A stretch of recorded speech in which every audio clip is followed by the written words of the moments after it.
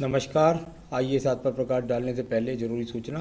जो लोग हस्तरेखा सीखना चाहते हैं उनके लिए हमने एक नया चैनल शुरू किया है। चैनल का नाम है सरस्वती पामिस्ट्री। आप नीचे जाकर डिस्क्रिप्शन में देख सकते हैं और लिंक तक पहुंचकर सब्सक्राइब, लाइक और शेयर भी कर सकते हैं। तो चलिए मैं बात कर लेता हूं यहाँ पर। सबसे पहले आपकी कनिष्ठा उंगली के बारे में।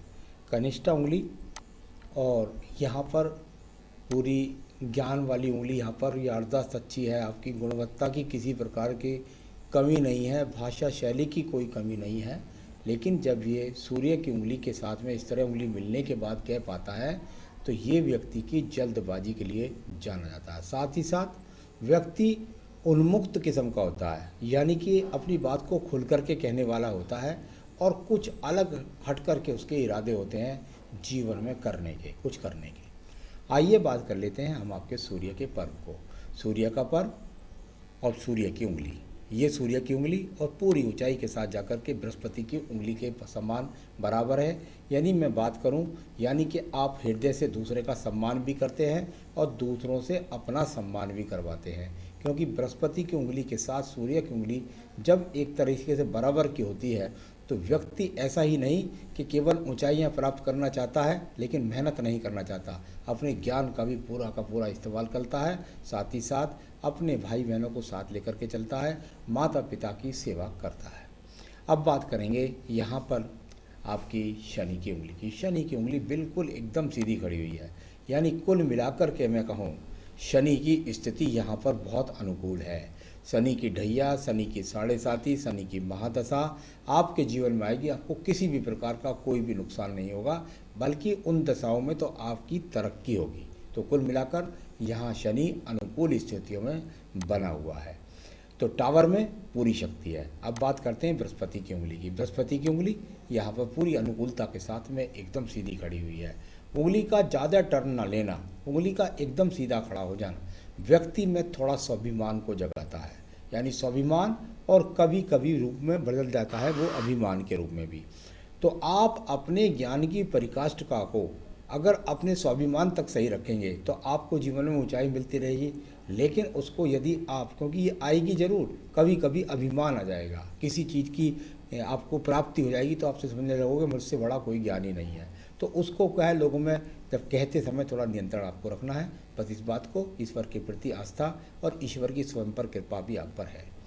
अब बात करते हैं आपके बुध पर्वत की। जहाँ टावर थोड़ा ठीक था, उन्मुक्त किस्म के आप हैं, वहीं आपके पास ये रेखाएं बस बहुत हैं। अगर दो रेखाएं भी खड़ी मिल जाती हैं तो ये अनुकूलता के साथ है। लेकिन यहाँ आपका फ़ोटो इस प्रकार का है कि इसमें तीन तो मैंने दर्शाई हैं, लेकिन अगर नज़दीकी से देखेंगे तो कम से कम चार रेखाएं यहाँ मिलेंगी जो इस प्रकार को दर्शाती हैं कि आपके पास में किसी भी प्रकार से ज्ञान की कमी नहीं है। पर्वत कुछ उठ कर के कुछ गिरा हुआ है। जब पर्वत कुछ उठ कर के कुछ गिरा हुआ होता है तो व्यक्ति के जीवन में उसकी ऐसा लगता है उसे कि कभी तो ऐसा लगता है कि मैं ये कर दूंगा, और कभी उसको ऐसा लगता है नहीं यार मैं यहाँ तक नहीं पहुँच पाऊँगा। तो यहाँ ऐसी स्थितियों में मन के अंदर लहरता रहती है व्यक्ति के अंदर। आइए बात कर लेते हैं आपके सूर्य पर्व की। सूर्य का पर्व, और यहाँ पर सूर्य पर्व को देखता हूँ तो यहाँ पर सूर्य का पर्व अनुकूल स्थिति में है। यानी कि कुल मिलाकर अगर प्राइवेट सेक्टर में भी आप जॉब करें तो ठीक ठाक आप उससे नौकरी से धन कमा सकते हैं। यहाँ पर पर्वत यहाँ पर दबा हुआ है। जब दो उठे हुए पर्वतों के बीच में पर्वत इस तरीके से दब जाता है तो अपने संघर्ष को बढ़ाता है, आपके संघर्ष को जीवन में ऊंचाई के लिए बढ़ाता है। तो ऊंचाई क्या होगी, जब पर्वत दब जाएगा बीच में तो इसमें जीवन का लगभग आप ये समझिए कि 50% आपकी, यदि मान लिया 70 साल की उम्र है तो आदमी को ऊंचाई पाने में 40 साल के बाद में उसको ऊंचाइयाँ प्राप्त होती हैं। इस तरह का सिंबल से दिखलाता। आइए बात करता हूँ शनि के पर्व की। शनि के पर्वत, दोनों तरफ पर्वत उठे हुए और शनि बीच का दबा हुआ, क्या कर लेगा। अगर यहाँ रेखाओं को देखता हूँ तो धन की आगमन है, हाँ बिल्कुल है। धन आता रहेगा, हाँ बिल्कुल आता रहेगा। पर्वत नीचा है, क्या कर लेगा, खर्च करा देगा। यानी कि अगर बीच में एक नदी आ गई है तो उसमें क्या होगा, बहाव आएगा। यानी कुल मिलाकर के इन्वेस्टमेंट, आपके पास योजना तैयार और धन खर्च। चलिए, तो धन का आना चाहिए, खर्च भी होता रहो तो कोई दिक्कत नहीं है, लेकिन अंत समय तक धन बना रहेगा। आइए यहाँ बात प्राप्त करता हूँ। ऐसा लगेगा आपको दूसरे हाथ में देखने पर जैसे यहाँ पर ब्रैकेट्स मौजूद है। यहाँ दूसरा हाथ देखिए इनका,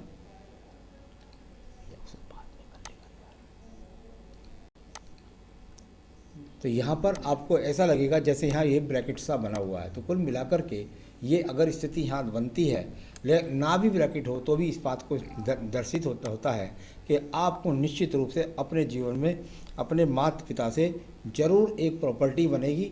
आप भी अपने जीवन में यदि वो नहीं मिली तो आप स्वयं अपनी प्रॉपर्टी का निर्माण करेंगे। इस प्रकार को दर्शाता हुआ आपका ये बृहस्पति का पर्व है।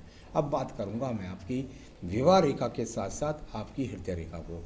हृदय रेखा और हृदय रेखा में इस प्रकार से नीचे और ऊपर गिरती हुई रेखाएं, ये ऊपर से नीचे से गिरती हुई रेखाएं वेग को बढ़ा करके कुछ छोटे छोटे हल्के हल्के से दीप बनते हुए होते हैं। ये क्या होते हैं? बस कोई बहुत ज़्यादा नहीं, थोड़ा सा पत्नी से वैचारिक मतभेद समझ लीजिए, थोड़ा पेट खराब के इंडिकेशंस। तो इस प्रकार के यहाँ पर दर्शाने वाला आपका ये हृदय रेखा है। अब बात करूँगा आपके मंगल पर्वत की। मंगल पर्वत, यहाँ भी मंगल पर्वत की स्थिति लगातार उठा गिरा इस तरीके से चलता हुआ मंगल पर्व, यदि आप अंगूठा खोल देंगे तो शायद अनुकूलता के साथ आ जाएगा, लेकिन बहुत साहसिक रेखाएं यहाँ नहीं है। जब इस तरह की साहसिक रेखाएं यहाँ पर नहीं होती है तो व्यक्ति टेक्निकल कार्य नहीं करता है। यानी कहते हैं ना, जैसे मजदूर होते हैं, बेलदार होते हैं, तो वो मेहनत किस्म के काम करते हैं, लेकिन एक आदमी दिमागी किस्म के काम करता है। तो ये दिमागी किस्म वाले व्यक्ति का यहाँ पर हाथ है। तो ये रेखा मैंने आपको बताई। अब मैं बुद्धि रेखा को बताने वाला। बुद्धि रेखा, और यहाँ अनुकूलता के साथ में आपकी बुद्धि रेखा चली गई इस तरीके से, साथ ही साथ एक रेखा नीचे से यहाँ से निकल करके आई। यानी कि जब इस प्रकार की रेखा बन जाए तो ये व्यक्ति को थोड़ा सा ऐसा समझिए कि थोड़ा सा हल्का सा, जैसे ये बाद में डबल रेखा आ गई, तो यहाँ व्यक्ति क्या होगा, अपने जीवन में थोड़ा सा डबल माइंडेड रहता है। यानी कि उसका दो नावों में सवार रहने की प्रक्रिया उसके दिमाग के अंदर समाई रहती है। तो उससे आपको अपने जीवन के अंतर्गत बचना है। साथ ही साथ मंगल पर्वत से एक रेखा यहाँ पर आई हुई है, तो ये अपने आप में थोड़ा सा आपको सावधान रखना चाहिए। कुल मिलाकर के ऐसा कह सकते हैं, किसी झगड़े झंझट में ना पड़े, जिससे थोड़ा बहुत हल्की हल्की रेखाएं किसी कोर्ट कचहरी का सामना ना करना पड़ जाए या किसी जमीन विवाद का। तो इस प्रकार को दर्शाने वाला ये मंगल पर्वत से निकलने वाली रेखा है। आगे बात करता हूँ आपके चंद्र पर्वत की। नीचे का चंद्र पर्वत और यहाँ पर जाकर के इसका केतु स्थान की रेखाओं के साथ में संबंध, तो वो फिर बात दोबारा से आई कि अपने दिमाग की पर आपको नियंत्रण रखना है, ज़्यादा अंतर्मुखी नहीं होना है, ज़्यादा फालतू नहीं बोलना है, इस बात को आपको नियंत्रण रखना है। बस इतना भर इनका फल है, बाकी सुख सुविधाओं के हिसाब से तो ठीक है। अपने आप में यहाँ कोई योग की, कोई साधना का या कोई तपस्या का किसी भी प्रकार का यहाँ पर चिन्ह मौजूद नहीं है। चलिए अब मैं बात करूँगा आपकी यहाँ पर व्यापारिक रेखा की। आपके पास बुद्धि रेखा थी, आपके पास व्यापारी रेखा भी मौजूद है। यानी कुल मिलाकर के शुक्र पर्वत से थोड़ा सा इन्वेस्टमेंट दिखाने वाली रेखाएं और यहाँ थोड़ा सा सप्लाई वाली रेखाएं, इस प्रकार को दर्शाने वाली रेखाएं यहाँ पर मौजूद हैं। तो कुल मिलाकर व्यापारिक रेखाएं भी हैं और थोड़ा सा जिनको अगर कोई भी व्यापार अपने जीवन में आप करना चाहते हैं तो उसमें कुछ ना कुछ ऐसा संबंध जरूर होना चाहिए कि जिसमें दूर तक सप्लाई आपकी बने, तो उस प्रकार का आपको, या दूर के लोग आपसे आकर के माल ले जाएं, तो इस तरह की चीज़ों को दिखलाने वाली यहाँ पर रेखाएं भी मौजूद है। अब बात कर लेता हूँ भाग्य रेखा, फिर उसके बाद सवालों का जवाब। यहाँ भाग्य रेखा की बात करते हैं तो ये भाग्य रेखा और यहाँ से इस तरह से निकल करके चलती हुई सीधी सीधी भाग्य रेखा, और यदि इसमें कटान की बात करूँ तो ये जीवन के लगभग 31 के पास एक रेखा ने, राहु रेखा ने काटा।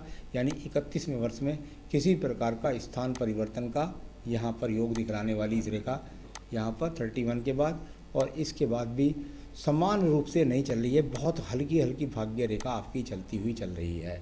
जब इस प्रकार की रेखा दिखलाई देती है तो ऐसा कुछ नहीं है कि जीवन भर ऐसी रहेगी, लेकिन यहाँ जब मैं देखता हूँ तो अभी कोई बहुत अच्छी अनुकूलता के साथ में हाथ की रेखा नहीं बनी हुई भाग्य की और अर्निंग के हिसाब से। तो आपने पूछा है आगे व्यापार करूँ या नौकरी। बिल्कुल मैं निश्चित रूप से कह सकता हूँ कि आप में व्यापारिक गुण हैं। आप पहले नौकरी को रखिए, साथ साथ थोड़ा सा बिजनेस चलाइए, फिर उसके बाद आपका व्यापारिक हिसाब किताब ठीक तरीके से बन जाएगा और आप व्यापार कर सकते हैं। मैं आपको सलाह दूंगा आप व्यापार कर लीजिए। तो आपने दूसरा सवाल पूछा है कौन सा व्यापार कर लें। देखिए बृहस्पति आपका बहुत अनुकूल है, आप रेस्टोरेंट से संबंधित काम कर सकते हैं, आप ट्यूशन का काम कर सकते हैं, आप शिक्षा का काम कर सकते हैं। साथ ही साथ शुक्र से संबंधित जो काम होते हैं, यानी कि जैसे शुक्र में जैसे टेंट हाउस का काम कर सकते हैं, आप चाहो तो नर्सरी का काम कर सकते हैं, आप चाहो तो गारमेंट्स का काम कर सकते हैं, या आप जैसे रेडीमेड शर्ट वगैरह सिली जाती हैं, जो फैशन के काम होते हैं उनसे संबंधित, तो यहाँ उनमें आप करें तो आपको ठीक ठाक आपका काम चलेगा। चलिए, आपने कहा कि सदगुरु की कृपा कब मिलेगी। अगर यहाँ भगवान की कृपा की बात करता हूँ तो उसमें किसी भी प्रकार की कोई ऐसी चीज़ नहीं है कि आप सदगुरु की कृपा से मतलब जब होता है, अगर आप उसको धन की कृपा मान रहे हैं तो उसे धन की कृपा तो यहाँ पर नहीं है। अगर सदगुरु की कृपा मान रहे हैं तो ये तो गुरु की पूजा पाठ आपको करनी है। आप आज आपने समर्पण कीजिए पूरा, और आज से गुरु की कृपा प्राप्त कर लीजिए।